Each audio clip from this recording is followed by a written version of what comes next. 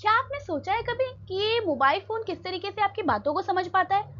या फिर अगर हम बात करें, अभी आप यूट्यूब पे ही पढ़ रहे हो, तो अगर यूट्यूब की बात करें तो यूट्यूब पे आप जिस भी तरीके का वीडियो देखते हैं, आप उसे लाइक करते हैं तो आपके सजेशन में उसी तरीके की वीडियो आने लगती हैं। आप स्क्रॉल करके देखेंगे तो आपको क्या पता चलेगा कि उसी तरीके की वीडियोज़ जो है वो आपके यूट्यूब पे दिखने लगी हैं। या फिर अगर हम बात करें चैट जीपीटी, गूगल असिस्टेंट या एलेक्सा जैसे सिस्टम की, तो ये किस तरीके से इंसानों की बात को समझ पाता है और किस तरीके से आप जो भी क्वेश्चन करते हैं उसका आंसर बिल्कुल जैसे एक नॉर्मल ह्यूमन बीइंग देता है उस तरीके से आंसर मिलता है आपको। इन सभी सवालों के पीछे एक बहुत ही इंटरेस्टिंग सी दुनिया है जिसे हम artificial intelligence and information technology के नाम से जानते हैं। तो hello student, this is Swati Sharma and I welcome you all to my YouTube channel scientification. तो जैसा कि हमने देखा, हम क्या पढ़ने जा रहे हैं आज हम अपनी दो बुक के टॉपिक्स को कवर करने जा रहे हैं। पहला इंफॉर्मेशन टेक्नोलॉजी एंड दूसरा आर्टिफिशियल इंटेलिजेंसी।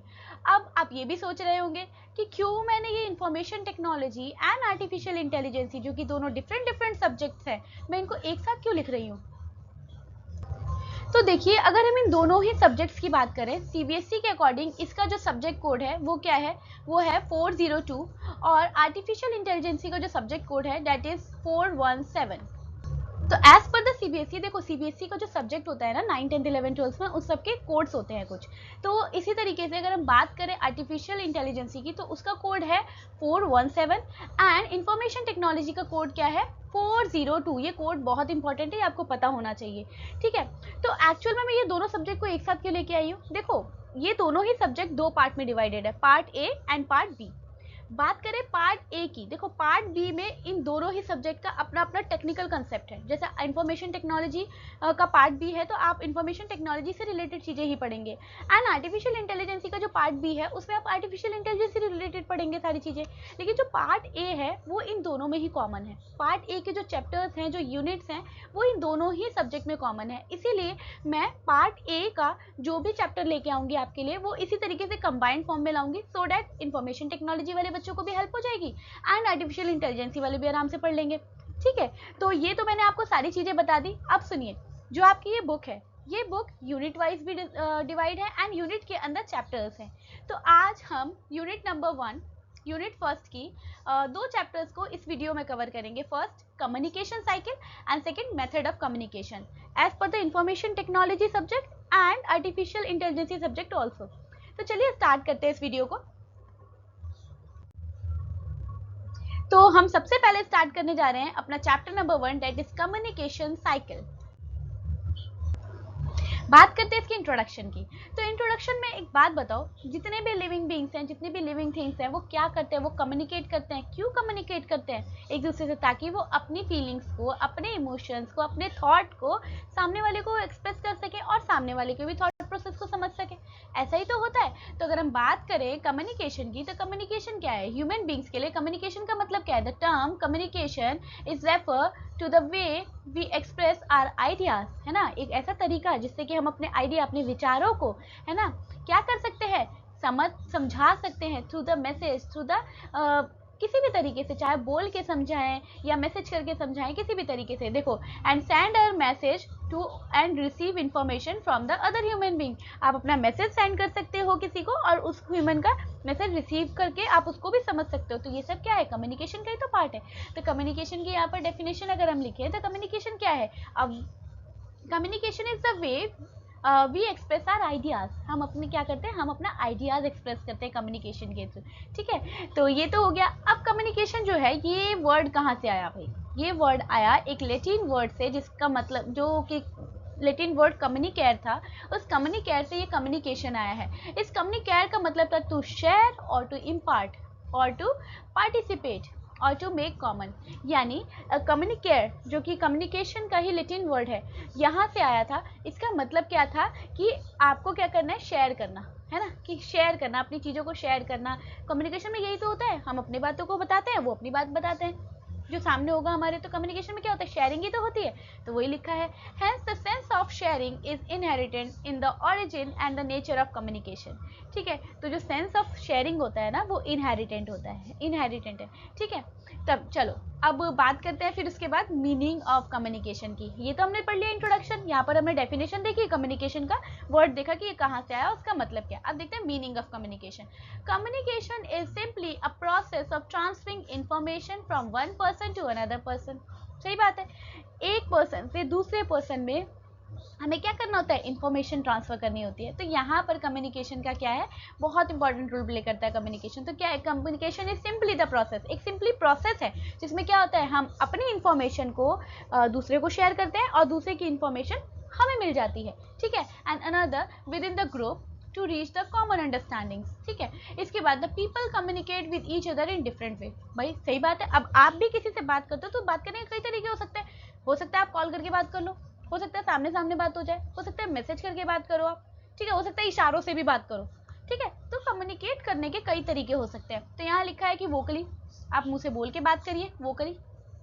रिटर्न, लिख के, जैसे मैसेज कर दिया आपने, डिजिटल मीडिया का यूज़ किया, बुक्स, मैगजीन, वेबसाइट्स, ये सारी इसमें आ जाती है। विजुअली, यानी यूजिंग अ लोगोज, मैप, इस तरीके से आप बात कर सकते हैं, समझा सकते हैं चीज़ों को। और नॉन वर्बली, नॉन वर्बली मतलब वही बॉडी लैंग्वेज, इशारों से बात करना, साइन लैंग्वेज में बात करना, गेस्चर्स से बात करना। ठीक है, तो ये क्या है, ये वे ऑफ कम्युनिकेशन है कि आप किस किस तरीके से बात कर सकते हो। बहुत सिंपल है, देखो जो हम बात कर रहे हैं, हम रोज़ बात करते हैं भाई, हम दिन भर में कितनी बार हम बातें करते हैं, तो हम वही तो पढ़ रहे हैं। ठीक है, तो ये बिल्कुल भी टफ नहीं है, बहुत ही ईजी है ये। ठीक है, तो जो हम करते आ रहे हैं रोजमर्रा की जिंदगी में, उसी को तो हम पढ़ रहे हैं, तो उसमें तो कोई इतना हार्ड एंड फास्ट रूल होने वाला भी नहीं है। ठीक है, अगला पढ़ते हैं हम कैरेक्टरिस्टिक्स ऑफ कम्युनिकेशन। नेक्स्ट पढ़ते हैं हम क्या, कैरेक्टरिस्टिक्स ऑफ कम्युनिकेशन। देखो कैरेक्टरिस्टिक में क्या है, अनेबल एक्सचेंज ऑफ इन्फॉर्मेशन। क्या कर पाते हैं हम, कम्युनिकेशन के वजह से ही हम क्या करते हैं, एक दूसरे से इन्फॉर्मेशन को एक्सचेंज कर पाते हैं। अगर हम लोग किसी से कम्युनिकेट करेंगे तो हम अपनी भी कुछ बात बोलेंगे उसको, और वो भी अपनी कुछ बात बोलेगा, यानी उसकी इन्फॉर्मेशन और हमारी इन्फॉर्मेशन क्या हुई, एक्सचेंज हुई, है ना, ऐसा ही तो होगा। तो पहला पॉइंट क्या आया कैरेक्टरिस्टिक में कि अनेबल एक्सचेंज ऑफ इन्फॉर्मेशन, हम क्या करते हैं, एक दूसरे से इन्फॉर्मेशन को एक्सचेंज करते हैं। ठीक है, तो यहाँ पर वही सारी चीजें लिखी हुई है कि the basic characteristics of the communication is that the aim to exchanging the information. Basic character क्या है, मेन एम क्या है कम्युनिकेशन का, कि हम लोग क्या करें, हम लोग एक्सचेंज करें इन्फॉर्मेशन को, मेन यही है।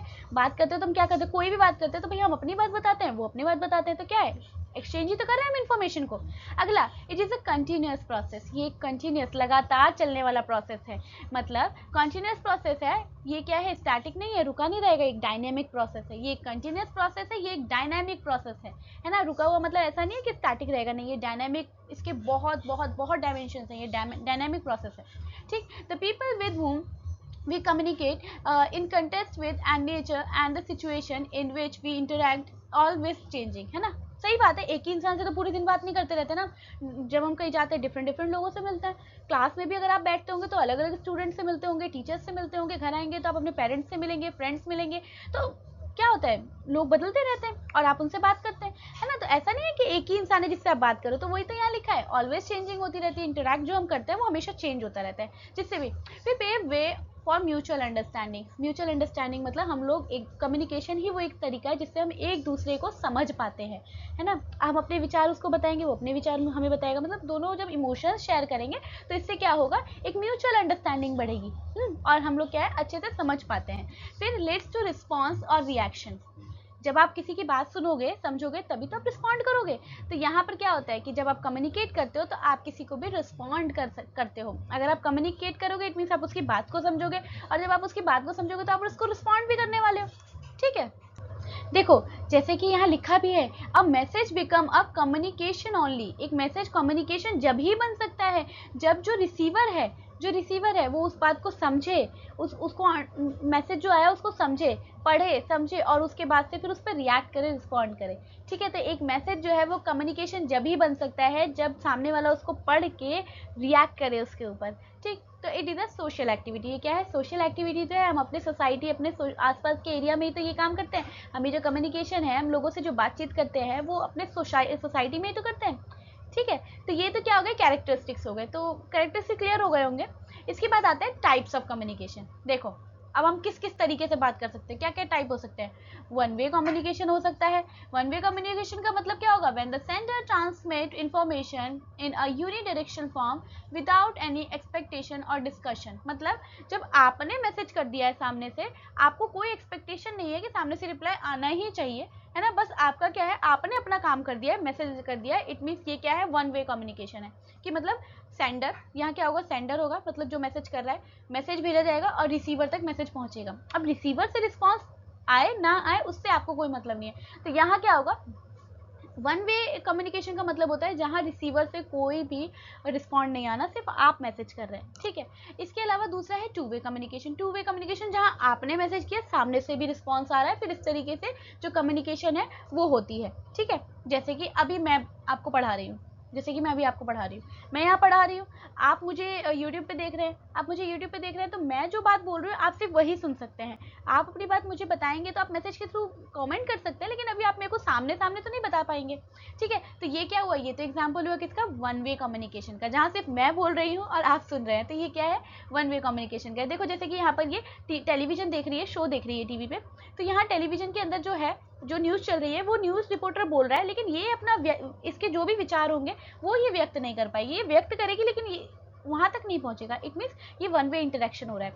लेकिन वहीं अगर आप जैसे क्लासरूम में पढ़ते हैं तो टीचर होते हैं आपके सामने और आप हैं, तो टीचर आपको पढ़ा रहे होते हैं एंड देन आप भी उनकी बातों का रिस्पॉन्ड कर रहे होते हैं। तो ये क्या है, टू वे इंटरेक्शन है, जिसमें कि एक सेंडर होगा, सेंडर मैसेज भेजेगा, रिसीवर के पास मैसेज जाएगा, रिसीवर मैसेज पढ़ेगा और पढ़ने के बाद रिसीवर क्या करेगा, उस मैसेज का रिस्पॉन्ड करेगा, ठीक है। तो आई होप आपको ये सारे टॉपिक समझ में आए होंगे, इसमें कोई डाउट नहीं रहा होगा। तो चलिए नेक्स्ट टॉपिक पे चलते हैं। चलिए तो अब देखते हैं इंपॉर्टेंस ऑफ कम्युनिकेशन स्किल्स, यानी जो बात करने का तरीका होता है, स्किल जो होती है यानी तरीका होता है, उसकी क्या इंपॉर्टेंस है, किस तरीके से। देखो एक इंसान जो जिसका वे ऑफ टॉकिंग बहुत अच्छा होगा, है ना, वो जो है वो सामने वाले को अपनी बातों को सुनने के लिए मजबूर कर पाएगा। मतलब ऐसा नहीं कि ज़बरदस्ती मजबूर करना कि सुनना ही है, नहीं, मैं ये नहीं कहना चाह रही हूँ। कम्युनिकेशन स्किल्स में क्या होता है कि आपका वे ऑफ टॉकिंग इतना अच्छा होगा कि सामने वाला रुक के आपको सुने, ठीक है, यही तो होता है। तो देखो ability to communicate information accurately, एक ऐसी क्षमता जहाँ पर आप जो भी बात बोल रहे हैं उसमें इंफॉर्मेशन आप एक्यूरेट, बिल्कुल सटीक बोले, क्लियरली बोले, and intended to a vital life skill and sometime that can not be overlooked, है ना। और इस मतलब आप कि वो क्षमता जिससे आप जो भी बात बोल रहे हैं वो बिल्कुल एक्यूरेट, सटीक तरीके से बोले, बिल्कुल क्लियर बोले, ठीक है, बिल्कुल क्लियर तरीके से बोले, किसी भी तरीके का कोई उसमें ओवरलुक नहीं होना चाहिए, ठीक है। तो how well we communicate is determined how well this information be send और रिसीव। देखो आप अब ये तो सिंपल सी बात है, आप कितना अच्छा बोल रहे हैं ये डिपेंड किस पे करेगा कि आप कितना अच्छा समझ पाए हैं। जैसे कि अगर मैं आपको एक टॉपिक पढ़ाऊँ और मैं आप मतलब टीचर क्या करते हैं क्लास में, कभी ऐसा भी होता होगा कि टीचर ने एक टॉपिक पढ़ाया और टीचर ने क्या बोला कि अब आपको इसको प्रेजेंट करना है ना।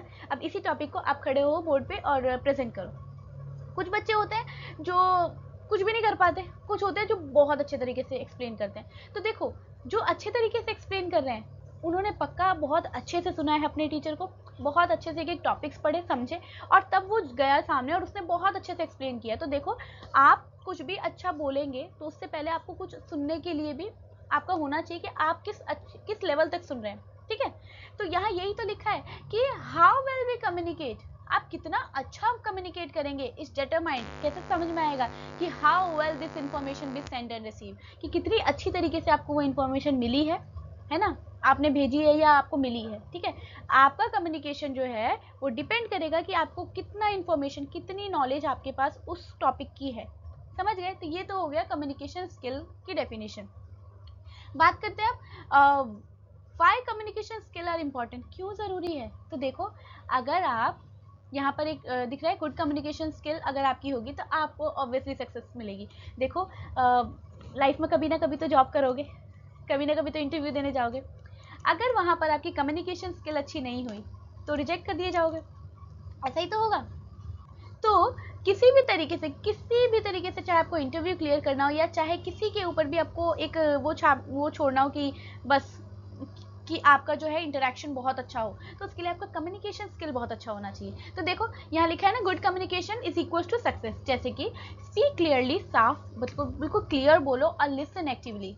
सिर्फ बोलने से ही काम नहीं चलेगा कि बोलते रहो, सुनो, ध्यान से सुनो, साफ बोलो and build strong relationship and success. ठीक है, और आप जब आप एक बहुत अच्छे लिसनर होते हैं ना, और जब आप बहुत अच्छे स्पीकर होते हैं, तो आप जो है जिससे भी बात करते हैं ना, उससे आपका रिलेशन बहुत स्ट्रांग होता है। और एक कम्युनिकेशन के लिए रिलेशन स्ट्रांग करना बहुत ज़रूरी है। और अगर आप किसी भी से भी रिलेशन स्ट्रांग कर पा रहे हैं तो आप ऑब्वियसली सक्सीड करेंगे अपनी लाइफ में।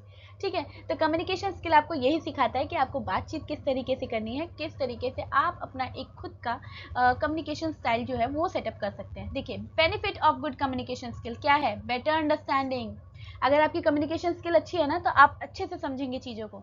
स्ट्रॉन्ग रिलेशनशिप, अब आप अपनी बातें बोलेंगे, लेकिन आप अपनी बातें भी अच्छे से बोलेंगे, पर सामने वाला जो बोल रहा है उसकी भी जब सुनेंगे ना, तो आप एक स्ट्रॉन्ग रिलेशन बिल्ड कर पाएंगे। इसके बाद मोर अपॉर्चुनिटी, अब जब आप देखो, आप जैसे किसी से भी बात करते हो, किसी से भी डील साइन होती है अगर, तो आप अपनी बात बोलते हो, वो अपनी बात बोलता है। अगर आप दोनों में इंटरेक्शन अच्छा हुआ, अगर आपकी कम्युनिकेशन स्किल अच्छी रही, आप अच्छे से सुन पा रहे हैं और सुन के बहुत अच्छे से रिस्पॉन्ड कर रहे हैं, तो वहाँ आपके लिए एक बेटर अपॉर्चुनिटी भी बन के आएगी।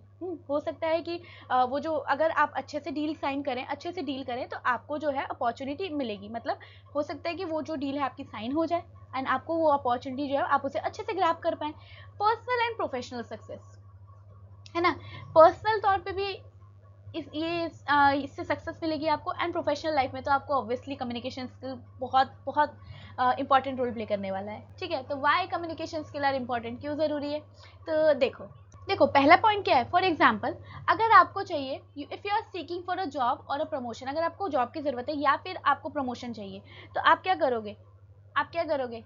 आप गुड कम्युनिकेशन स्किल अपना शो करोगे। आप क्या करोगे? गुड कम्युनिकेशन स्किल शो करोगे। कैसे? In order to listen well, express your ideas properly, write clearly and concisely। क्या बोला इसने? कि आप क्या करोगे? आप पहले ध्यान से सुनोगे और अपने आइडियाज एक्सप्रेस करोगे प्रॉपर तरीके से।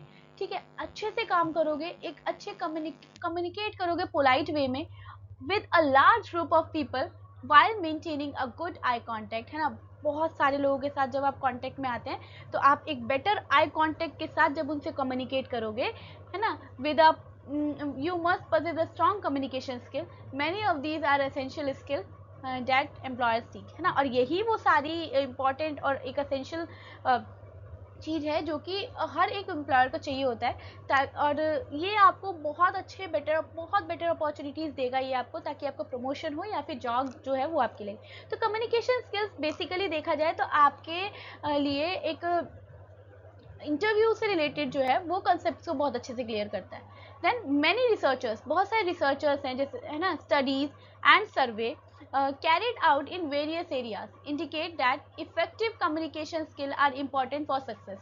ठीक है, देखो जितने भी रिसर्चर्स होते हैं, बहुत सारे रिसर्चर्स हैं, स्टडीज़ हैं, बहुत सारी सर्वेज हैं जो ये बताती हैं कि एक इफेक्टिव कम्युनिकेशन स्किल जो है वो बहुत इंपॉर्टेंट है हर इंसान के लिए, अगर उसे सक्सेस चाहिए तो। Communication by definition a form the basic for developing cooperatives and supportive relation with others, है ना। तो इसकी डेफिनेशन के अकॉर्डिंग बात करें तो ये एक बहुत ही अच्छा बेसिक है ना, जिसमें हम क्या करते हैं, developing corporates and supportive relation with others, जिससे हम क्या करते हैं, पूरा कॉर्पोरेट को डेवलप करते हैं एंड हमारे रिलेशन जो है वो बिल्ड करते हैं दूसरे लोगों से। ठीक है, कस्टमर्स से हो गया, वेंडर्स से हो गया, सप्लायर्स से हो गया, almost with everyone who matters in our life. मतलब जो भी हमारे जीवन में कोई मैटर करता है, हम उन सबके साथ जो है एक अच्छा रिलेशन बिल्ड कर सकते हैं अगर हमारी कम्युनिकेशन स्किल अच्छी है, तो इसलिए इम्पॉर्टेंट है। इसके अलावा better the best thing is that you must always improve communication skill, है ना। सबसे बेस्ट वे क्या है, बेस्ट थिंग क्या है कि आपको हमेशा अपने कम्युनिकेशन स्किल्स पे काम करते रहना चाहिए and quality of life by doing so, है ना। मतलब ताकि आपकी जो लाइफ है, मतलब क्वालिटी, आपकी लाइफ की क्वालिटी जो है वो भी एनहांस हो। जैसे एज ए करियर प्रोग्रेस, जैसे जैसे आपका करियर आगे बढ़ेगा, the importance of communication skill increase. जैसे जैसे आपका करियर आगे बढ़ेगा, आप नए लोगों से इंटरेक्ट करेंगे, अच्छे लेवल के लोगों से इंटरेक्ट करेंगे। अब वहाँ पर जब आपका कम्युनिकेशन स्किल्स जो है वो अच्छी होगी, तो उससे आपको जो है बेटर अपॉर्चुनिटीज़ मिलेंगी और आप लाइफ में सक्सीड करोगे। तो यहाँ यही तो लिखा है कि जैसे जैसे आपका करियर प्रोग्रेस होता है, कम्युनिकेशन स्किल बहुत इंपॉर्टेंट हो जाती है। The ability to speak, listen, ask thoughtful questions, ये एबिलिटी जिसमें आप बात कर सकें, आप सामने वाले की सुन सकें, आप अपने एक थॉटफुल मतलब आप अपने विचारों को बहुत अच्छे से व्यक्त कर सकें, and write with the clarity and conciseness are essential. और एक अच्छे तरीके से लिखना, क्लियरिटी के साथ लिखना, ये बहुत ज़रूरी हो जाता है to lead the successful personal and professional life. ठीक है, पर्सनल लाइफ हो चाहे प्रोफेशनल लाइफ हो, दोनों ही लाइफ को अगर आपको एक सक्सेसफुल रखना है तो आपके लिए कम्युनिकेशन स्किल बहुत इंपॉर्टेंट है। तो ये क्या पढ़े हमने कि कम्युनिकेशन स्किल्स एक्सेल में इसकी ज़रूरत है क्यों। ठीक है, ये हमने क्या पढ़ा, इसकी ज़रूरत क्यों है। देखो, जॉब अगर आपको चाहिए उसके लिए कम्युनिकेशन स्किल बहुत इंपॉर्टेंट है। अगर हम बात करें प्रमोशन की, वहाँ आपको कम्युनिकेशन स्किल बहुत ज़रूरत है। इसके अलावा बहुत सारे रिसर्चर्स और सर्वेयर्स हैं, उनका भी ये कहना है कि कम्युनिकेशन स्किल्स जो है वो बहुत इंपॉर्टेंट है अगर कोई इंसान सक्सेसफुल होना चाहता है अपनी लाइफ में। तो और डेफिनेशन से ही हमें समझ में आता है कि कम्युनिकेशन स्किल्स जो होता है वो क्या करता है, वो कॉर्पोरेट्स के साथ और सपोर्ट और रिलेशन से बिल्ड करता है ना। किसी भी इंसान के साथ, जैसे कोई कस्टमर हो गया, वेंडर हो गया, सप्लायर्स हो गए, ये सब के साथ। इसके अलावा अगर कम्युनिकेशन स्किल्स जो है वो इसलिए भी ज़रूरी हैं और इसलिए भी आप बढ़ाते रहेंगे, जैसे जैसे आपकी प्रोग्रेस बढ़ेगी उस तरीके से आपका कम्युनिकेशन स्किल जो है वो भी इंक्रीज़ होना चाहिए। आपके सुनने की, बोलने की क्षमता, आपके क्वेश्चंस पुट अप करने की जो क्षमता है ना, और कंसेप्ट को क्लियर करने की जो कैपेबिलिटीज़ हैं वो सारी एनहांस होनी बहुत ज़रूरी है, तभी आप सक्सेसफुल हो पाएंगे। ठीक है, तो ये तो कहते हैं इंपॉर्टेंस हो गए कम्युनिकेशन स्किल्स के। देखो, आपका काम तो इंसान बाद में देखता है, पहले तो आपकी बात करने का तरीका ही देखेगा ना कोई भी, तो कम्युनिकेशन स्किल्स तो बहुत ज़रूरी है। ठीक है, तो यहाँ पर क्या है, स्पीक क्लियरली, अच्छे बोलो, लिसन एक्टिवली, साफ बोलो और सुनो, ध्यान से सुनो, एक्सप्रेस थॉट क्लियरली, जो भी आपके विचार मन में चल रहे हैं उसे क्लियरली व्यक्त करो, बहुत बहुत क्लियरली बताओ। बी रिस्पेक्टफुल, है ना, मतलब आपको क्या इज्जत के साथ बोलना है, रिस्पेक्टफुल रहना है, and give and take feedback, है ना, आपको अपना भी फीडबैक देना चाहिए और सामने वाले का भी फीडबैक लेना चाहिए, and achieve success, you definitely achieve success when you are following these rules. Okay, तो these are the key of effective communication. Next हम देखते हैं एलिमेंट ऑफ कम्युनिकेशन साइकिल, यानी कम्युनिकेशन साइकिल जो होते हैं उसके क्या क्या एलिमेंट्स हैं। तो यहाँ पर जो लिखा है ये सारे रिटर्न में लिखा हुआ है और उसी को यहाँ पर फ्लो चार्ट्स में दिखाया हुआ है, तो हम फ्लो चार्ट से समझने की कोशिश करते हैं। कम्युनिकेशन साइकिल क्या है, पहली बात तो ये कंटिन्यूस प्रोसेस है ना, कंटिन्यूस प्रोसेस है, जिसमें सबसे पहले क्या होता है, सेंडर यानी सोर्स। सबसे पहले क्या होता है, सेंडर, जो मैसेज सेंड कर रहा है उसे सेंडर बोलते हैं या सोर्स बोलते हैं, है ना। फिर आता है आइडियाज़, आइडिया आते हैं कि क्या क्या मैसेज करना है, देन फिर मैसेज होगा, और फिर मैसेज के लिए क्या होगा, डिसाइड किया जाएगा कि किस लैंग्वेज में किस तरीके से उसको मैसेज को फ्रेम करना है, सो डैट सामने वाला जो है वो समझ जाए। ठीक, फिर एनकोडिंग के बाद फिर क्या होता है, उसको चैनलाइज किया जाता है, देन रिसीवर के पास ये मैसेज पहुंचता है, फिर रिसीवर उसको डिकोड करता है, डिकोड करके समझता है, एंड देन उसके बाद से वो फिर फीडबैक देता है, फीडबैक किसके पास जाता है, वापस से सेंडर के पास जाता है। तो इस तरीके से कम्युनिकेशन साइकिल जो है वो कंप्लीट हो जाती है। तो देखिए यहाँ पर main components of communication cycle में सबसे पहला क्या है, सेंडर यानी source. Sender who wants to send message and information, एक सेंडर क्या, जो इन्फॉर्मेशन भेज रहा है। सेंडर एक पर्सन भी हो सकता है, एक ग्रुप भी हो सकता है, जो शेयर करना चाहता है अपने आइडियाज़ को, अपने इन्फॉर्मेशन को, ठीक है, दूसरे लोगों से। इसके बाद सेंडर जो है वो क्या करेगा, एक चैनल चूज़ करेगा जिसके थ्रू वो क्या करने वाला है, मैसेज करने वाला है। तो क्या करेगा, एक सिचुएशन देखेगा और उसके अकॉर्डिंग वो मैसेज करेगा। The nature of the communication and the message source change to the sender. इसके बाद बात करते हैं आइडियाज़ की। आइडियाज़ में द इन्फॉर्मेशन और idea the sender wants to give the receiver, मतलब आइडिया में आएगा कि वो जो क्या मैसेज करना चाह रहा है, क्या उसने सोचा है मैसेज करने के लिए, क्या इन्फॉर्मेशन है उसके पास, वो क्या आ जाएगी, आइडिया में आ जाएगी। उसके बाद फिर मैसेज में क्या होगा कि it is a sender's encoded thought, मतलब सेंडर जो है, सेंडर का जो एनकोडेड थॉट होगा वो यहाँ आएगा। Communication could be non verbal, verbal, है ना, मतलब आप उसे नॉन वर्बली भी मैसेज कर सकते हैं और वर्बल मैसेज भी कर सकते हैं। तो यहाँ पर क्या है कि इन्फॉर्मेशन जो है वो किसी भी तरीके से हो सकती है, for example body movement, gesture, facial expression, eye contact, tone, voice etcetera, इस सब तरीके से क्या होता है, मैसेज इनमें से किसी भी तरीके से किया जा सकता है। देन इसके बाद sender select the common language, sender जो है वो उसी लैंग्वेज को सेलेक्ट करेगा जो दोनों को समझ में आ जाए, है ना, which can be understand by the receiver, है ना, जिसको आप मैसेज कर रहे हो उसको वो लैंग्वेज समझ में आ जाए, मतलब वो उसी लैंग्वेज का यूज़ करेगा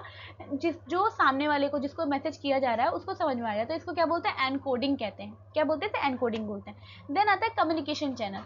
कम्युनिकेशन चैनल का मतलब किस मीडियम से हम ये मैसेज कर रहे हैं, जो भी हम कम्युनिकेशन कर रहे हैं, जो भी हम इंफॉर्मेशन जो है भेज रहे हैं, वो किस मीडियम के थ्रू भेज रहे हैं। जैसे sender select an appropriate medium और चैनल। सेंडर क्या करता है, एक अप्रोप्रिएट मीडियम या चैनल चूज करता है। जैसे एग्जांपल फेस टू फेस भी कर सकता है कम्युनिकेट, हो सकता है लेटर भेज दे, हो सकता है फैक्स के थ्रू करे, हो सकता है टेलीफोन करे, कॉल करे, इलेक्ट्रॉनिक मेल करे।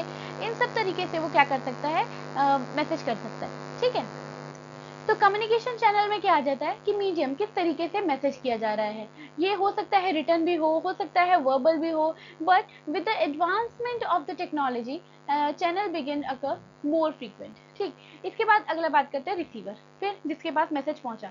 Finally recipient of the message is refer to a receiver, है ना, जो जिसके पास मैसेज पहुंच रहा है उसे हम क्या बोलते हैं, रिसीवर कहते हैं उसको। फिर आता है नेक्स्ट पे हम डिकोडिंग। डिकोडिंग में क्या है, इन ऑर्डर टू इंटरप्रेट और अंडरस्टैंड द इंफॉर्मेशन, है ना, इंफॉर्मेशन को समझने के लिए रिसीवर क्या करता है, डेसिफर करता है, डेसिफर करता है और एनकोड करता है इंफॉर्मेशन को। कैसे, बाय जो कि सेंड किया गया उसको। Decoding is the process of extracting the meaning of communication. मतलब डिकोडिंग एक ऐसा प्रोसेस होता है जिसमें वो समझता है कि एक्चुअल में सेंडर ने जो उसको मैसेज भेजा उसका मतलब क्या है। तो ये तो हो गया डिकोडिंग, है ना। डिकोडिंग में जब वो समझ गया उसके बाद से फिर वो क्या करेगा, नेक्स्ट काम फीडबैक भेजेगा। क्या करेगा, फीडबैक भेजेगा, जो भी उसने मैसेज किया उसका रिप्लाई उसको भेजेगा। तो पहला क्या था, सोर्स, है ना, कि कौन मैसेज भेज रहा है। दूसरा आइडिया, उसको मैसेज क्या करना है। तीसरा क्या है, तीसरा क्या है भाई, मैसेज करेगा। फिर वो फोर्थ एनकोड करेगा। एनकोड करने का मतलब क्या है कि वो लैंग्वेज सेलेक्ट करेगा, वो तरीका सोचेगा कि किस तरीके से मुझे इससे कम्युनिकेट करना है जो वो भी समझ जाए। मतलब एक कॉमन वे समझेगा, कॉमन वे ढूंढने की कोशिश करेगा इंटरेक्शन का। इसके बाद जब ये हो जाएगा, एनकोडिंग हो जाएगी, फिर आते हैं कम्युनिकेशन चैनल। कम्युनिकेशन चैनल अब वो भेजेगा किस चीज के थ्रू, क्या वो मैसेज करने वाला है, क्या वो लेटर भेजने वाला है, या क्या वो वीडियो ऐसे रिकॉर्ड करके गेस्चर्स के थ्रू भेजने वाला है, या वन टू वन इंटरेक्शन करने वाला है, मतलब सामने बैठा के उससे बात करने वाला है। तो ये क्या होता है, कम्युनिकेशन चैनल होता है। यानी वो किस तरीके से किसके थ्रू, है ना, क्या मीडियम यूज करने वाला है कम्युनिकेट करने के लिए। इसके बाद फिर रिसीवर पे मैसेज पहुंचता है। रिसीवर पे मैसेज पहुंचने के बाद रिसीवर क्या करता है, उसको डिकोड करता है, यानी उसको समझने की कोशिश करता है ना। और जब वो समझता है उसको, तो उसके बाद वो क्या करता है, उसको फीडबैक भेजता है। क्या करता है, फीडबैक भेजता है। ठीक है, तो ये क्या था, ये तो the elements of cycle, communication cycle. ठीक है, इसके नेक्स्ट हम बात करते हैं कम्युनिकेशन बैरियर की, यानी ऐसी कौन सी चीजें हैं जो कम्युनिकेशन यानी बातचीत जो हो रही है उसके बीच में रुकावट लाती है, यानी बैरियर यानी ब्रेकर का काम करती है। तो देखो बैरियर का मतलब क्या है, barrier to effective communication any situation, कोई भी सिचुएशन हो सकती है। हो सकता है वो कोई सोसाइटल सिचुएशन हो, मतलब सोसाइटी से रिलेटेड हो सकता है एनवायरमेंट से रिलेटेड हो, मतलब कोई भी ऐसी सिचुएशन जो कि हिंड्रेंस ले आए, जो कि कम्युनिकेशन के बीच में किसी भी तरीके की रुकावट ले आए, जिसके वजह से चीज़ों को अच्छे से ना समझ पाए, मतलब अंडरस्टैंडिंग ना हो अच्छे से, चीज़ों को जो है वो एक्सचेंज ना हो पाए। एंड इसकी वजह से क्या होता है, these obstacles may cause the misunderstanding and perplexity between the sender and the receiver. और इसकी वजह से क्या होता है, मिसअंडरस्टैंडिंग हो जाती है सेंडर और रिसीवर के बीच में। जैसे सेंडर की बात करें, सेंडर यहाँ से बोल रहा है कि hello Jyoti, is everything okay in life. वो बोल रहा है हेलो ज्योति, क्या सब कुछ ठीक है तुम्हारी लाइफ में। इधर बीच में ये देखो, ये बातें चल रही हैं यहाँ पर, तो इसकी आवाज इसको पहुंची नहीं, इसको सुनाई नहीं दिया, और ये मैसेज क्या करती है, very sad to hear I went Manali yesterday. सुन के बड़ा दुख हुआ, मैं कल मनाली गई थी, है ना। तो इसने कुछ और बात बोली, बीच में इतना शोर हो रहा था, मैसेज कुछ और पहुंच गया, उसको कुछ और समझ में आया, उसने रिप्लाई कुछ और दे दिया।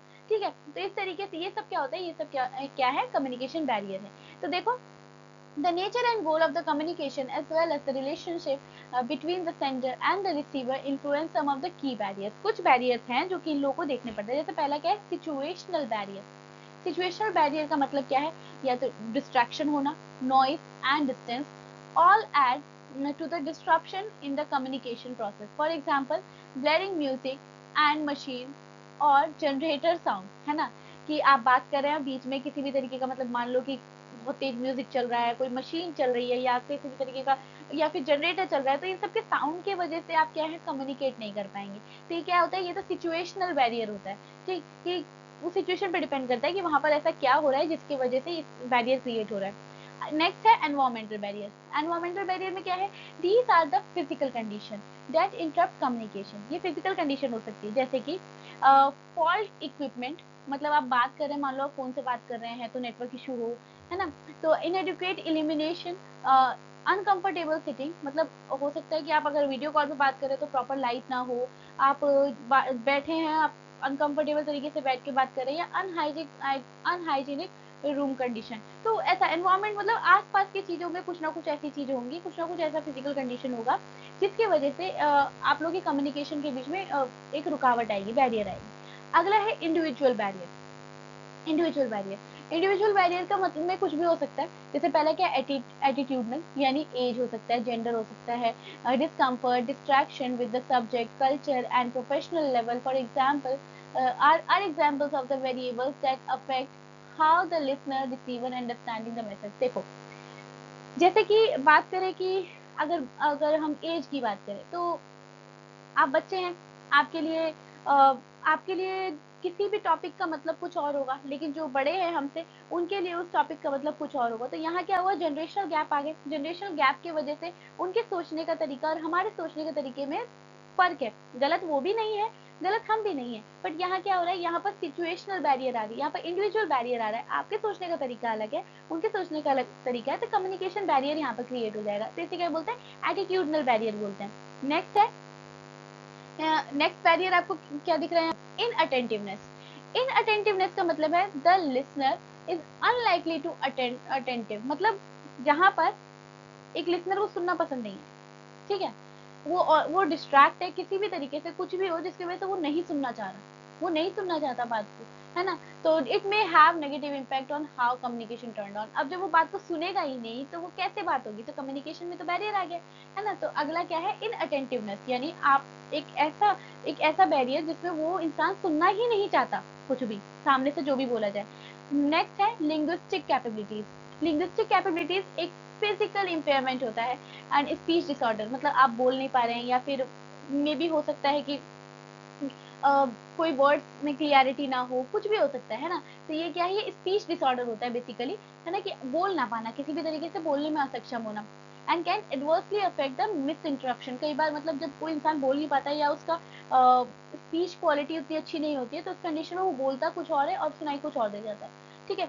जैसे कि कुछ लोगों को होता है ना, तोतला के बोलने की आदत होती है, तो तोतला के जो बोलने की आदत होती है, तो उसकी वजह से कई बार जो एक नया इंसान उसके आगे आके खड़ा हुआ है, जिसको नहीं पता उसके बारे में, जिसको नहीं पता कि वो किस शब्द को, किस वर्ड को कैसे प्रोनाउंस करता है, तो वो जब कुछ बोलेगा, सामने वाला मे भी हो सकता है कि वो उसको उसके वर्ड्स को गलत समझ ले, है ना, कि ये क्या बोल रहा है, ठीक है। तो ये क्या है, ये लिंग्विस्टिक कैपेबिलिटीज होती है, यानी ये एक तरीके से स्पीच डिसऑर्डर की वजह से हो सकता है, ये फिजिकली इम्पेयरमेंट हो सकती है, किसी भी तरीके की प्रॉब्लम हो सकती है फिजिकली, जिसकी वजह से क्या हो, इंटरेक्शन अच्छे से ना हो पाए।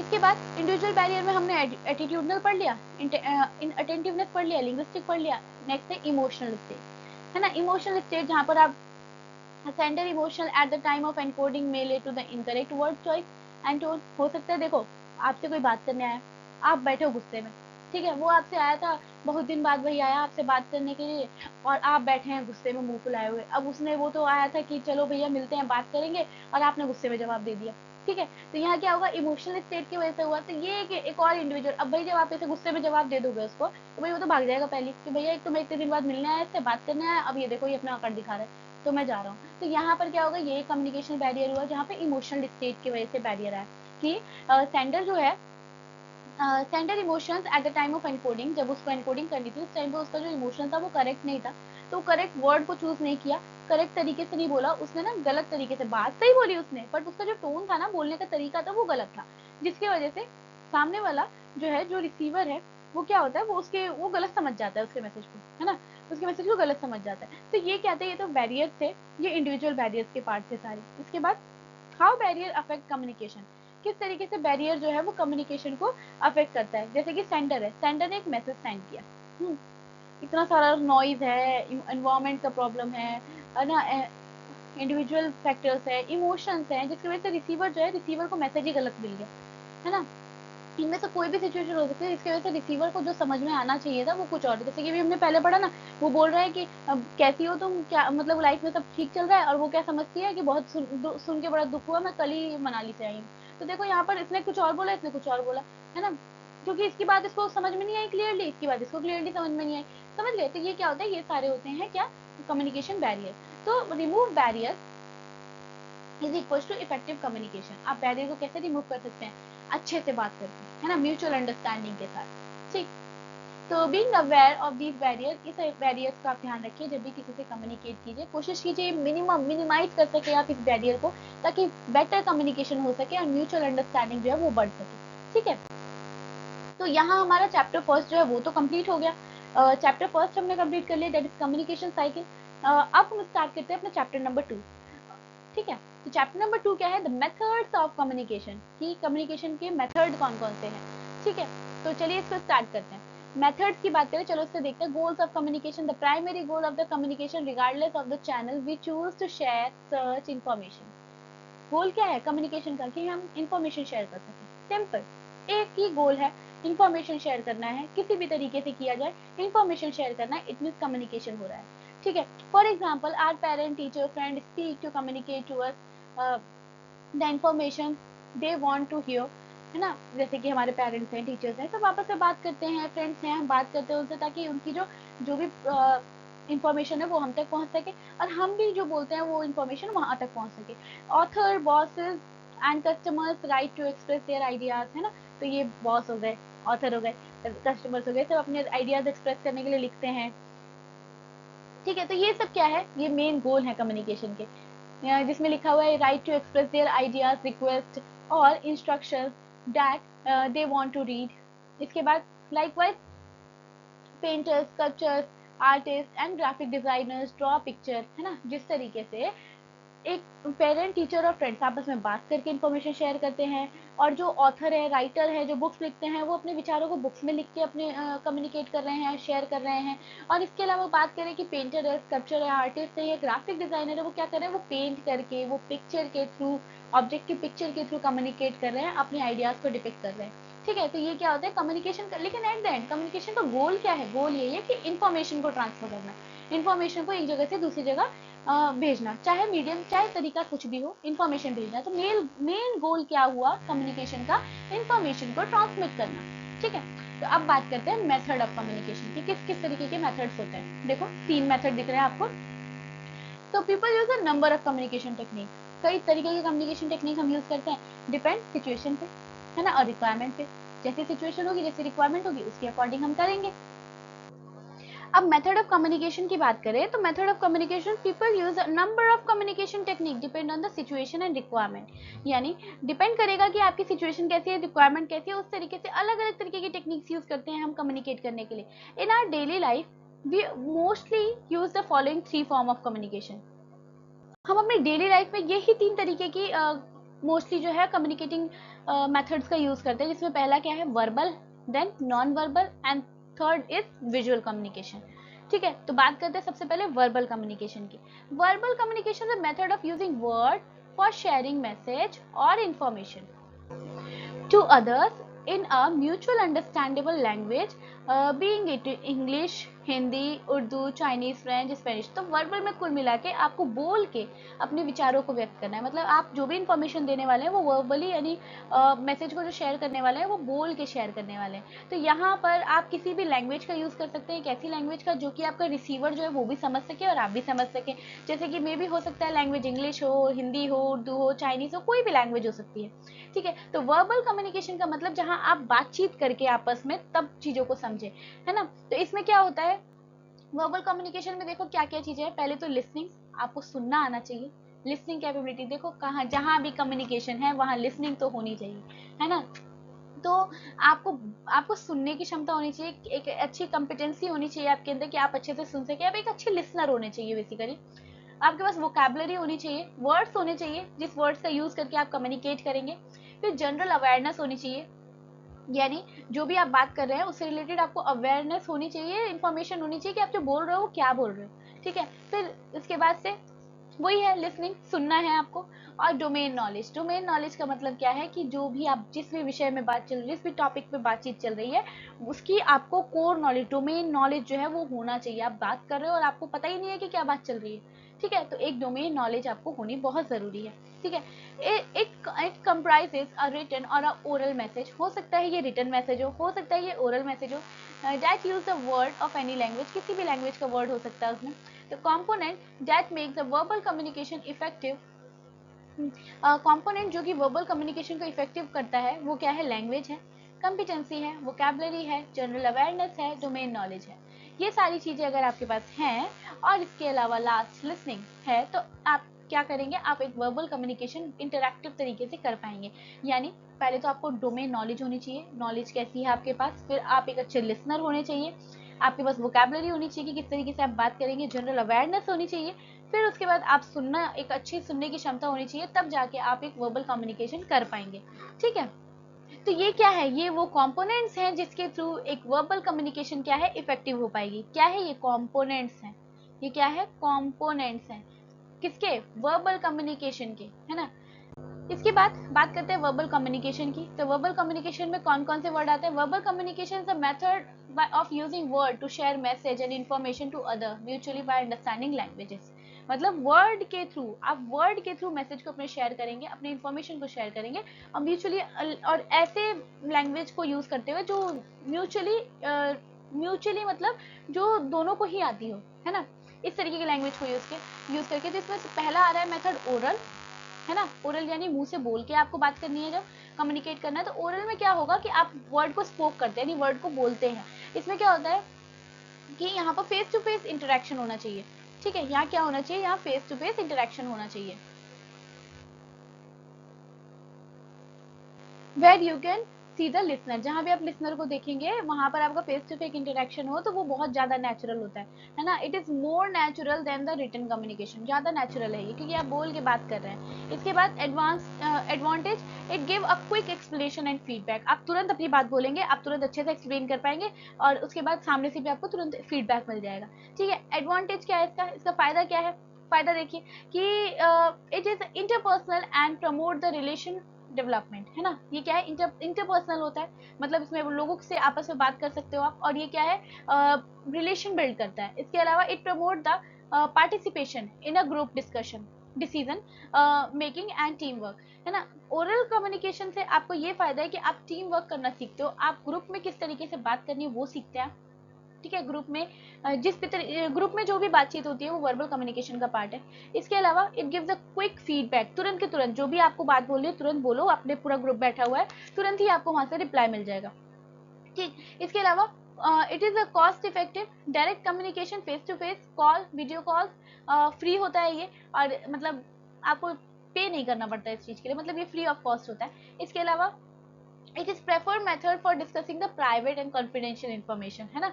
तो मैसेज करके, रिटर्न करके चीजें जो होती हैं वो खराब हो सकती है। तो अगर आप वन टू वे टॉकिंग कर रहे हैं, वन टू वे बात कर रहे हैं, तो उस कंडीशन में आप कोई सीक्रेट या प्राइवेट बात करना चाहते हैं, तो वो वहां पर जो है ये मेथड बहुत इफेक्टिव है। ठीक, इसके बाद यहाँ डीडीओ नो लिखा है। डीडीओ नो में क्या है कि हियरिंग एड जो होता है वो बहुत इंपॉर्टेंट रोल प्ले करता है कम्युनिकेशन में। ठीक है, स्पेशली उन लोगों के लिए जिनको हियरिंग लॉस हो, मतलब जो सुनने में असमर्थ हैं, जो किसी भी तरीके से सुन नहीं पाते हैं, उनके लिए कुछ ऐसे डिवाइसेस होते हैं जो कि उनको सुनने में हेल्प करते हैं, जिसे हियरिंग एड बोलते हैं। तो ये बहुत इंपॉर्टेंट है कम्युनिकेशन बिल्ड करने में ऐसे लोगों के साथ जिनको हियरिंग लॉस है, जिनको प्रॉब्लम है सुनने में। और फर्स्ट इलेक्ट्रिक हियरिंग एड जो है वो इन्वेंट किया गया था 1898 में बाय मिलर डैश हडसन, जो भी है प्रोनाउंसिएशन मैं नहीं समझ पा रही हूँ उसकी, हचिसन, आई थिंक यही है प्रोनाउंसिएशन, आप देख लेना। ठीक है, तो इन्होंने सबसे पहले डिस्कवर किया था कि इलेक्ट्रिक हियरिंग एड को। ठीक, oral communication at a glance, spoke words, effective oral communication, speaker and listener, face to face interaction. ठीक है, तो यहाँ क्या होना चाहिए, एक तो एक्यूरेसी होनी चाहिए, क्लैरिटी होनी चाहिए, वॉल्यूम और पिच आपका इंपॉर्टेंट है यहाँ पर। ठीक है, आपके वर्ड्स जो है वो क्लियर होने चाहिए यहाँ, और फ्लुएंसी अच्छी होनी चाहिए। ठीक है, और जो आप बात बोल रहे हैं अच्छी खासी लेंथ के साथ आप बात को आपको बोलना होगा। इसके बाद आते हैं variable that affect effective oral communication, वो वेरिएबल जो ओरल कम्युनिकेशन को अफेक्ट करते हैं। देखो, सबसे पहला है क्या, पेस। ठीक है, पेस मतलब क्या, स्पीड। आप बोल कितनी स्पीड से रहे हैं, जैसे कि अगर आप बहुत ही फास्ट बोल रहे हैं तो सामने वाले को समझ में भी नहीं आएगा कुछ, अगर बहुत स्लो बोल रहे हैं तो सामने वाला सुनने से पहले ही बोर हो जाएगा। ठीक है, तो ये पेस मतलब क्या है, आपका टाइम मैनेजमेंट जो है वो परफेक्ट होना चाहिए। अगर आप बोल के बात कर रहे हैं तो आपको बहुत परफेक्ट तरीके से, इस कंसिस्टेंसी के साथ बात करना चाहिए कि सामने वाला जो है वो बोर भी ना हो जाए सुन के, और ऐसा ना हो कि उसको कुछ समझ में भी नहीं आया। अगला क्या है, प्रोनाउंसिएशन क्लियरिटी, मतलब आप जो बोल रहे हैं, जो भी शब्दों का, जो भी वर्ड्स का आप उच्चारण कर रहे हैं या प्रोनाउंस कर रहे हैं, वो जो वर्ड्स हैं वो बिल्कुल क्लियर होने चाहिए, करेक्ट होने चाहिए, अप्रोप्रिएट होने चाहिए। ठीक है, इसके बाद वॉल्यूम और पिच। आपका जो वॉइस है वो बहुत ज़्यादा हाई भी नहीं होना चाहिए कि सामने वाले का इंसान का सुन के दिमाग खराब हो जाए, और बहुत लो भी नहीं होना चाहिए कि इंसान सुन भी ना पाए, है ना। तो एक मेंटेन्ड पिच में और मेंटेन्ड वॉल्यूम के साथ हमें बात करना चाहिए।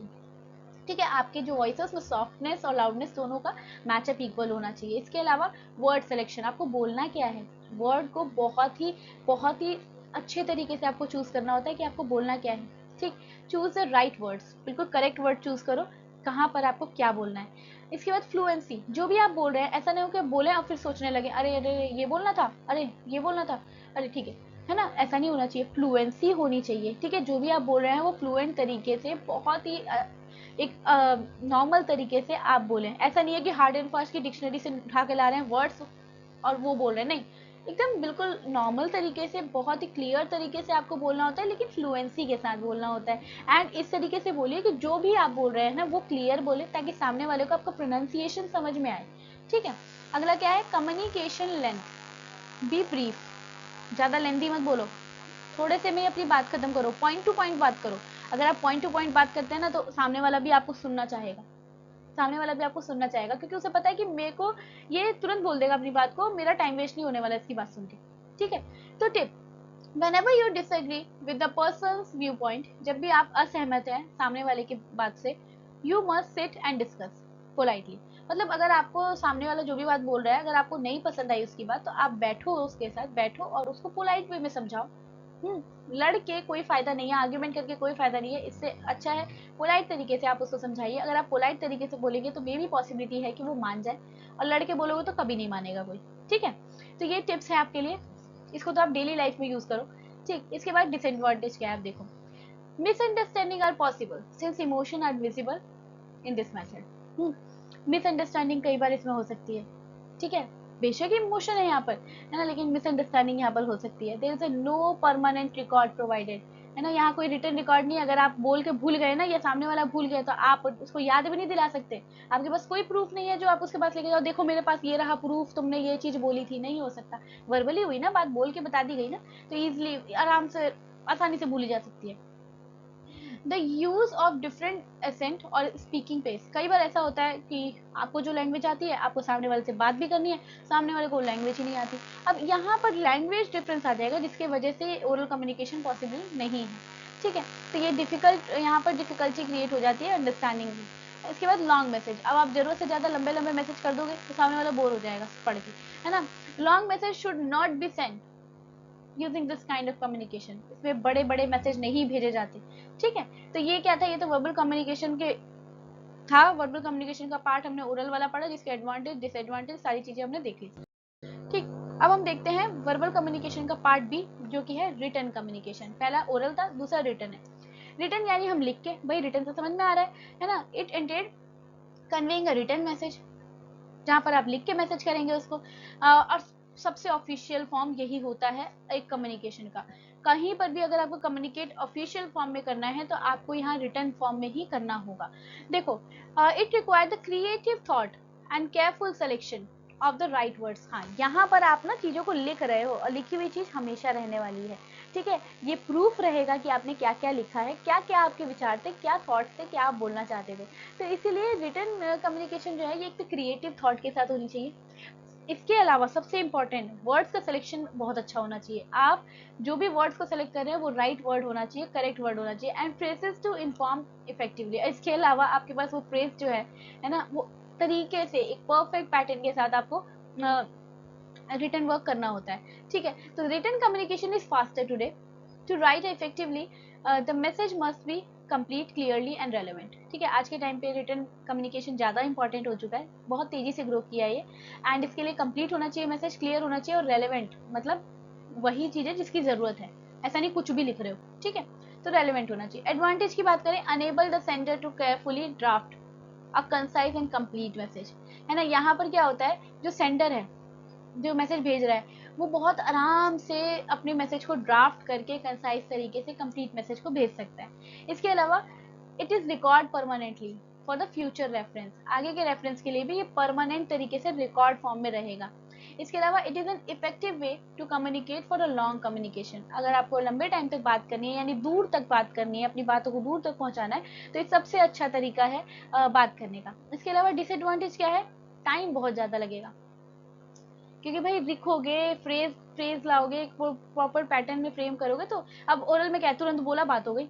रिटर्न में क्या है, सारी चीज़ें लिखो, परफेक्ट वर्ड को यूज़ करो, क्योंकि रिटर्न है, रिकॉर्ड तो परमानेंट रहने वाला है। परमानेंट रहने वाला है तो आप बहुत ध्यान से इस वर्ड्स को एक एक वर्ड को यूज़ करेंगे, तो इसी वजह से क्या है, सबसे बड़ा क्या कि टाइम टेकिंग है। डिसएडवांटेज क्या है इसका कि टाइम टेकिंग है। अगला क्या है, पोस्टेज कॉस्ट, है ना। पोस्टेज कॉस्ट मतलब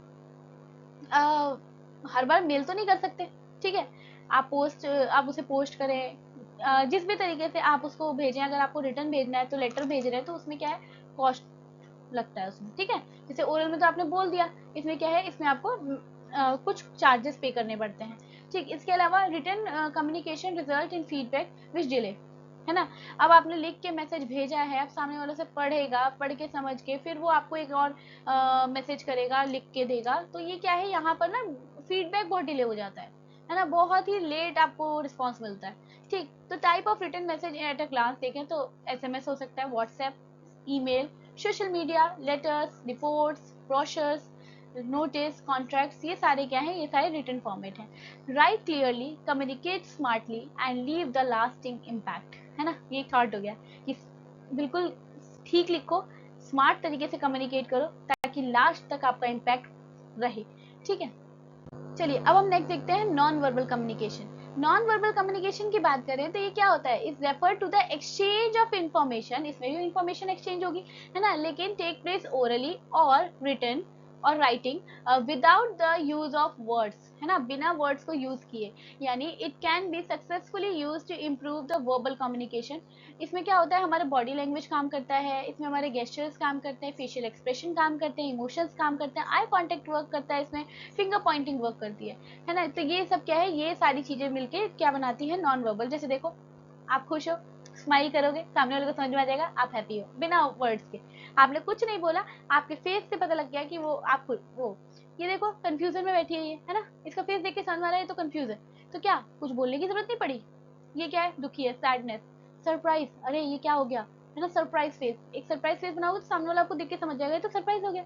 एंगर, गुस्सा, एक्साइटमेंट, मतलब आप एक्साइटेड हो किसी भी चीज के लिए कि ये होने वाला है, तो क्या है, ये क्या है, बिना वर्ड्स के आप सामने वाले को कम्युनिकेट कर पा रहे हैं सामने वाले से, कैसे, इस फेशियल एक्सप्रेशन से। तो देखो, form of non verbal communication में देखें तो पहला है voice.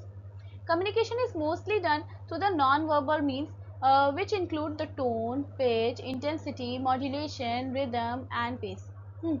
People listen to words when we speak, but they are also hear our voice, है ना, कि मतलब वो क्या है, सिर्फ बोलता ही नहीं है, फिर वो मतलब बोलेगा भी और अपनी बातें भी सुनेगा भी, है ना। The tone of the voice for example might convey breath and the effective and confidence, है ना। तो मतलब जो भी बात आप बोल रहे हो, वॉइस में क्या है कि आपका जो वॉइस है, वॉइस का जो टोन है, जो पिच है, इंटेंसिटी है, मॉड्यूलेशन है, रिदम है या पेस है, वो बहुत इंपॉर्टेंट है, ठीक है, वो बहुत इंपॉर्टेंट है। वो क्या होगा, वो नॉन वर्बल का पार्ट हो गया। उसके बाद नेक्स्ट क्या है, गेस्चर। गेस्चर में क्या होगा, गेस्चर में क्या होता है आपका, इसमें हम हैंड मूव कर रहे हैं, अपने हैंड को मूव कर रहे हैं, अपने बॉडी का यूज़ कर रहे हैं, इस तरीके से हम क्या कर रहे हैं, बता रहे हैं सामने वाले को कि मतलब इन्फॉर्म कर रहे हैं, इन्फॉर्मेशन प्रोवाइड करा रहे हैं। जैसे कि आप क्या कर रहे हो, सामने वाले को पॉइंटेड कर रहे हो कि अरे उसने किया ये काम, तो आप पॉइंट कर रहे हो, तो it's a gesture.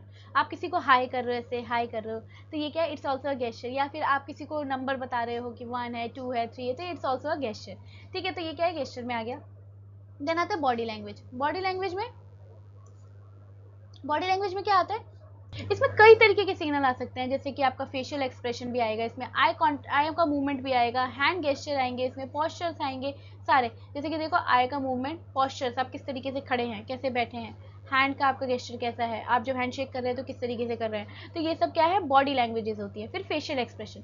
Facial expression का मतलब आप हैप्पी हैं, आप सैड हैं या आप एंग्री हैं, तो ये क्या है, फेशियल एक्सप्रेशन है। अगला क्या है, ड्रेस एंड अपीयरेंस, है ना, कि आपने ड्रेस कैसी पहनी है, किस तरीके से आपका अपीयरेंस है, ये भी डिपेंड करता है। ये क्या है, ये भी नॉन वर्बल का पार्ट है। इसके अलावा आई गेज।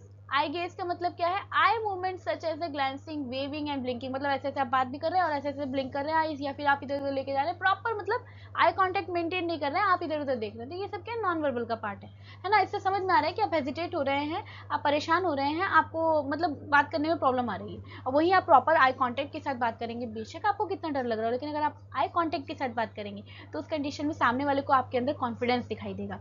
ठीक, तो ये क्या है, ये नॉन वर्बल का पार्ट है। इसके अलावा फिजिकल कांटेक्ट, फिजिकल कांटेक्ट में बात करें, हैंडशेक करना या ऐसे पीठ थपथपाना या फिर ऐसे गले मिलना, ये सब क्या है, ये सब फिजिकल कांटेक्ट का पार्ट है। तो ये क्या है, ये भी नॉन वर्बल कम्युनिकेशन का पार्ट है। तो ये सब हमने क्या पढ़ा, ये तो पढ़ा हमने नॉन वर्बल कम्युनिकेशन। एडवांटेजेस के बारे में बात करें तो इसका एडवांटेज क्या है कि नॉन वर्बल कम्युनिकेशन जो होता है ना, वो वर्बल कम्युनिकेशन को सपोर्ट करता है। ठीक है, सपोर्ट करता है। जैसे कि आप बात करने जा रहे हैं किसी से, तो पहले आप हैंडशेक करेंगे, तो it's a part of non verbal communication, और फिर उसके बाद आप आगे की अपनी बात करने वाले हैं, तो दैट इज वर्बल कम्युनिकेशन। तो ये क्या करता है, वर्बल कम्युनिकेशन को सपोर्ट करता है। इसके बाद physical gesture, particularly deaf people, मतलब जो सुन नहीं सकते हैं, उनके लिए ये बहुत इंपॉर्टेंट होता है। आप इशारे से उनको समझा सकते हैं सारी चीज़ें। तो ऐसे लोग जो डीफ हैं, उनसे अगर आपको कम्युनिकेट करना है तो आप नॉन वर्बल कम्युनिकेशन का यूज़ कर सकते हैं। डिसएडवांटेज की बात करते हैं। ठीक है, डिसएडवांटेज में देखिए तो नॉन वर्बल कम्युनिकेशन जो होता है, अच्छा ये बहुत ना बहुत क्रिस्प में बहुत छोटा लिखा हुआ है, आप इसको जूम आउट करके भी इसको जूम आउट करके पढ़ सकते हैं। यूट्यूब पे फीचर होता है, तो आप इसको जूम करके पढ़िएगा।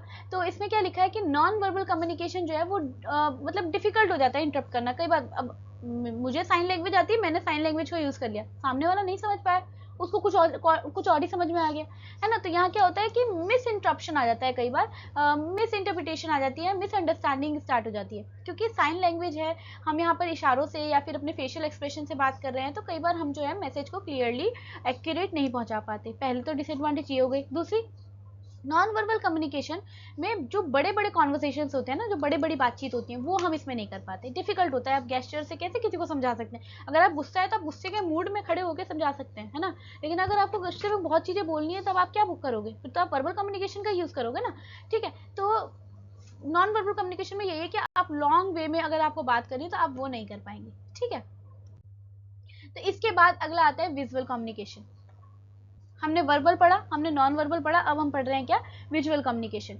बात करें विजुअल कम्युनिकेशन की, तो यहाँ आप देख के समझेंगे चीज़ों को। Method of communication realize a visual images, यहाँ पर पिक्चर्स देखेंगे, यहाँ ग्राफिक्स देखेंगे, है ना। इस तरीके से मतलब किस तरीके चीज़ों को देख के आपको कुल मिला के जो कम्युनिकेशन होता है उसको आप इसमें बोलते हैं, है ना। Visual image make use of the colours, textures, contour and shapes which communicate ideas, message, information, attitude, experience, lifestyle and concept।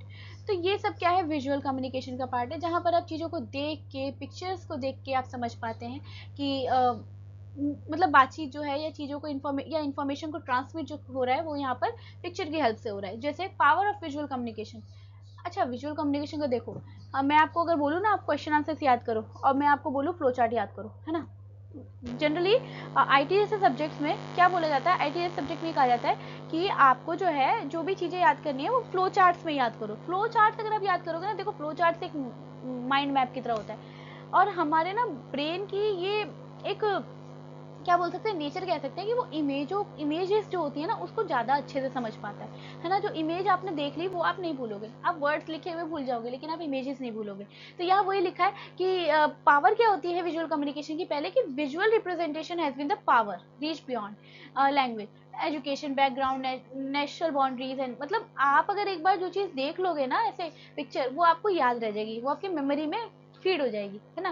Written work इतना जल्दी याद नहीं रहता, इतना ज़्यादा याद नहीं रहता जितना ये ओरल याद रह जाता है। इसके बाद visual image are able to convey the complex information in a simple and memorable way, है ना। बहुत कठिन से कठिन इन्फॉर्मेशन को बहुत ही आसान तरीके से एक भेज सकते हैं, और बहुत मेमोरेबल, मतलब वो चीज़ याद रह जाएगी सामने वाले को। वे लिविंग अ लास्टिंग इम्प्रेशन, जिसकी वजह से उसके ऊपर इम्प्रेशन भी अच्छा पड़ेगा। अगला क्या है, visual visual are stable to compete with advantages and effectiveness gained by combining them with a well chosen words, है ना। कि विजुअल एड जो होता है ना वो अकेले ही नहीं है ना।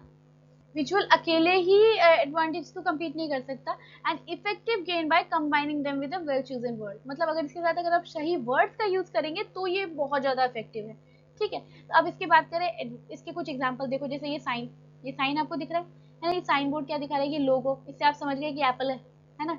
लेबल्स जो होते हैं, मैप होता है, ड्राइंग है, ड्राइंग से आप डायग्राम्स, है ना, इंफोग्राफिक्स एंड इलिस्ट्रेशन। तो ये सारी चीजें क्या है, ये सारी चीजें आप देख के आप समझ पा रहे हो कि ये क्या बताना चाह रहा है। ठीक है, तो ये क्या है, विजुअल कम्युनिकेशन का पार्ट है। Visual communication the digital age, in the present technology advance era, the number of computer technologies has greatly help in visual imaging. जैसे कि ये सारी चीजें, ये क्या है, इंस्टाग्राम, इंस्टाग्राम है, फेसबुक है, यूट्यूब है, पावर पॉइंट है, ये सब चीजें। तो ये क्या करता है, ये आपको और ज्यादा हेल्प करता है इमेज के फॉर्म में चीजों को समझाने का। जैसे it has open up a new opportunity, हमारे लिए एक नई अपॉर्चुनिटी खोल देता है for those who Fortune is digital imaging software, specially उनके लिए जिनका मेन जो फ्यूचर है वो इसी में होने वाला है, किसमें, डिजिटल इमेजिंग सॉफ्टवेयर में। एडवांटेज की बात करते हैं, विजुअल में टाइम सेव होता है ना, आप ना चीज़ों को देख के बहुत सारे वर्ड्स को 1 मिनट में समझ पाते हो।